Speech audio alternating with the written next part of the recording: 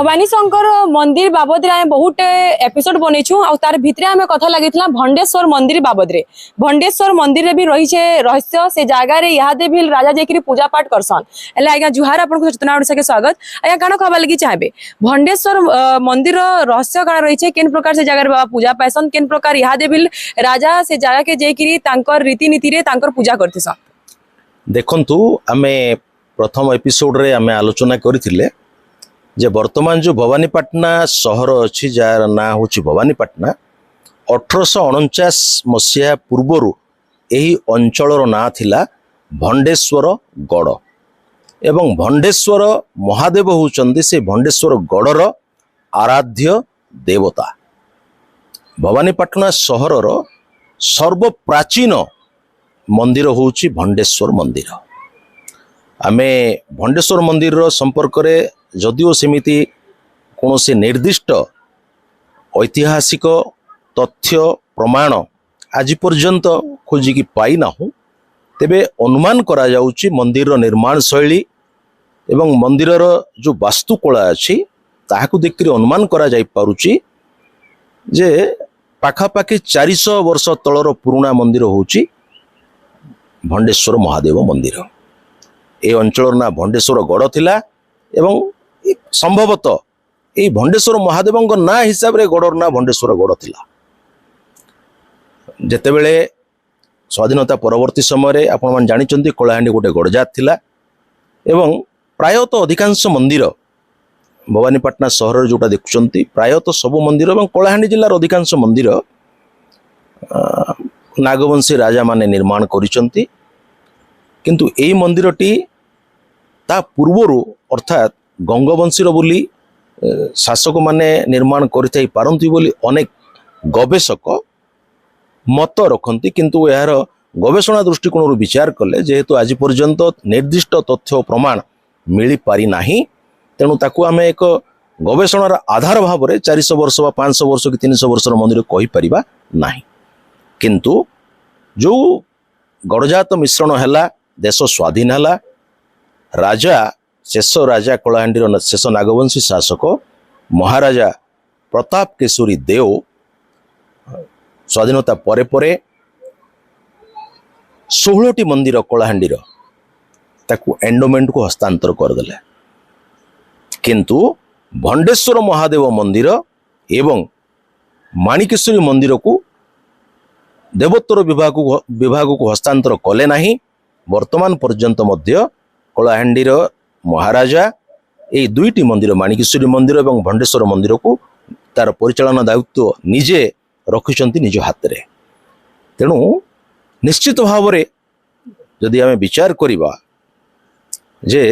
राजा कहीं भंडेश्वर मंदिर को सरकार को देले ना ये गोटे बड़ प्रश्न, तो निश्चित भाव रे तार गुरुत्व रही महत्व रही। अनेक वर्ष धरी जेहेतु राज परिवार सदस्य माने भंडेश्वर महादेवंकर उपासक एवं तांकर मध्य गोटे निर्दिष्ट नीति कांति पूजा करिवा पय आमे जेंति सोमवार उपवास करूछे बा आमे जेंति शिवरात्रि उपवास करूछे बा शिवरात्रि पय स्वतंत्र पूजा करूछे बा आमे केतेबेले आमे मानसिक कले अभिषेक करिवा पय रुद्राभिषेक करूछे, तो एई सब कर्म निमंते राजा घरर निज परिवार जहाँ भी कर्म करती तांकर जदि किछि करिवार अछि शिवालय रे ताहेले सेटा अन्य कोनोसी शिवालय को राजा घर जानती नाही। वर्तमान मध्य राजा घर तांकर जो जहाँ किछि मानसिक अछि रुद्राभिषेक हो बा अन्य कोनोसी पूजा पाठ अछि ताहेले से माने भंडेश्वर महादेवंक निकट को ही जानती एवं तांकर प्रतिवर्ष भंडेश्वर महादेव मंदिर रे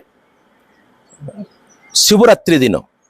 राजा घर तरफ निश्चित पक्षरे रुद्राभिषेक करा जाए। तांको द्वारा नियुक्त पंडित जायंती एवं राजांकर उन्नति पाई राज्यर उन्नति पाई स्वतंत्र भाव रे शिवरात्रि दिन राजांक तरफ रुद्राभिषेक हुए भंडेश्वर महादेव मंदिर रे। एवं आपण जानिथिबे बैशाख मास रे शिव मंदिर रे गोटे सुंदर पूजा नीति अच्छी जहाँ कहा जाए जलसाई। जलसाई अर्थात गर्भगृह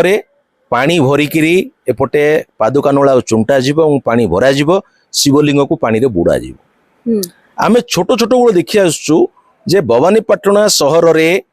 सर्व प्राचीन परंपरा रही जलसाई करिवार सेठी ही जलसाई प्रथाटा भवानीपाटना रे आरंभ होइछ। अवश्य वर्तमान